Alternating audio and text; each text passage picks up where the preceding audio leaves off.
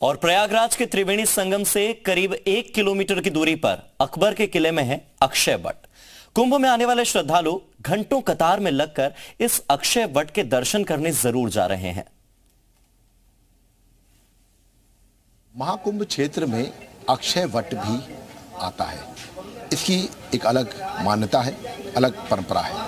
हम आपको तस्वीरें दिखाते हैं कि हम इस वक्त अक्षय वट के सामने खड़े हुए हैं और आप देख सकते हैं कि इस अक्षय वट की अलग अलग कहानियां हैं, अलग अलग मान्यताएं हैं। एक मान्यता है कि जब प्रलय आई थी तब इस जो अक्षय वट है इसमें ब्रह्मा, विष्णु और महेश तीनों देव विराजमान करते हैं और इसीलिए भगवान विष्णु ने बालक रूप धारण करके इस पत्ते में जन्म लिया था और सृष्टि का संचालन किया था। इसीलिए इस वृक्ष के पत्ते को नहीं तोड़ा जाता है। जो पत्ते नीचे गिरते हैं उन्हें श्रद्धालु प्रसाद समझकर ले जाते हैं और ये कभी नष्ट नहीं होता है। इस पूरे वृक्ष को कई बार जो है औरंगजेब ने जलाया, कटवाया, लेकिन उसके बावजूद भी ये वृक्ष हमेशा बना रहा। 470 सालों तक ये रास्ता बंद रहा। उसके बाद पूरा कॉरिडोर बनाया गया। कॉरिडोर बनाने के बाद 2019 में कुंभ के दौरान ही इस अक्षय वट का द्वार खोला गया था, पहली बार 470 साल के बाद। ऐसे में अगर हम इसकी मान्यता की बात करें तो इसकी मान्यता जो है वो रामायण काल की भी बताई जाती है। ये भी कहा जाता है कि अकबर के किले के अंदर स्थित पतालपुरी मंदिर में अक्षय वट के अलावा 43 देवी देवताओं की मूर्तियां भी स्थापित हैं। इसमें ब्रह्मा जी द्वारा स्थापित वो शूल टंकेश्वर शिवलिंग भी है जिस पर मुगल सम्राट अकबर की पत्नी जोधाबाई जलाभिषेक करती थी। इसके साथ साथ ये भी मानता है कि अक्षय वृक्ष के नीचे से ही अदृश्य सरस्वती नदी भी बहती है। संगम स्नान के बाद अक्षय वृक्ष के दर्शन पूजन किया जाता है। और इसके साथ ही ये भी कहा जाता है कि जब वनवास के लिए जब प्रभु श्री राम और सीता माँ जा रही थी तब उन्होंने यहाँ पर आकर जो है आए थे और यहीं से वनवास के लिए रवाना हुए थे और यहीं पर ही जो है राजा दशरथ का जो पिंडदान था वो माँ सीता ने किया था।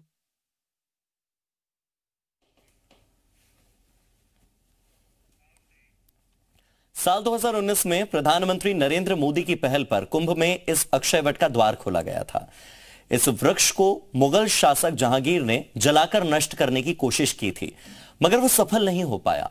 उसके बाद कई और मुगल शासक आए जिन्होंने इस पेड़ को नष्ट करने का प्रयास किया, वो भी असफल रहे।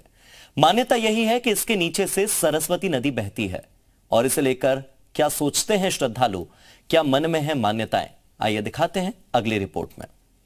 प्रयागराज त्रिवेणी संगम से महज 1 किलोमीटर की दूरी है ये किला। आप तस्वीरें देख सकते हैं कि हम इस किले की एक्सक्लूसिव तस्वीरें आपको दिखाते हैं। 470 साल तक ये किला बंद रहा। उसके बाद 2019 में इस किले को प्रधानमंत्री की मौजूदगी में खोला गया। जब कुंभ का यहाँ पर आयोजन था तब ये किला जो है वो खोला गया। आप तस्वीरें देख सकते हैं कि सेना के अधीन है ये किला और इसी किले में अक्षय वट जो है वो आपको यहाँ पर दिखाई पड़ेगा कि इसका एक ऐतिहासिक महत्व है। और सीधे तौर पर कहा जा सकता है कि सीता जी ने, लक्ष्मण जी ने और श्री राम जी ने वनवास के दौरान भी यहाँ पर उसका पूजन किया था। तमाम जो श्रद्धालु जो संगम स्नान करने के लिए आते हैं वो यहाँ पर आकर वृक्ष किले को भी देखते हैं और ये तस्वीरें आप देख सकते हैं कि ये पूरा कॉरिडोर जो है वो पूरा बनाया गया है।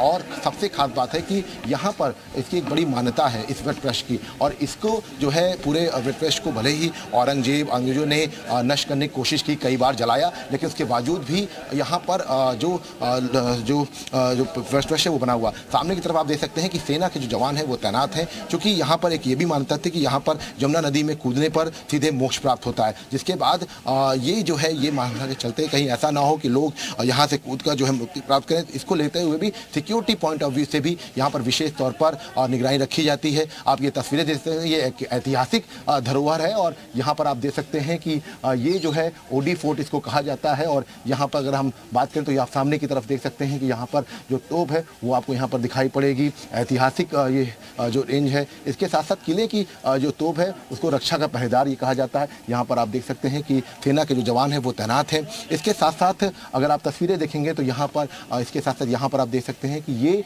जो तोप है इसकी उस युग के एक अवशेष है जो साम्राज्य वर्चस्व के लिए संघर्ष कर रहे थे। ये किले की रक्षा का एक महत्वपूर्ण स्तंभ माना जाता है। दीवारों के लिए ये स्थिति 180 डिग्री का अदित दृश्य प्रदान करती है, तो ये इसकी एक खासियत है।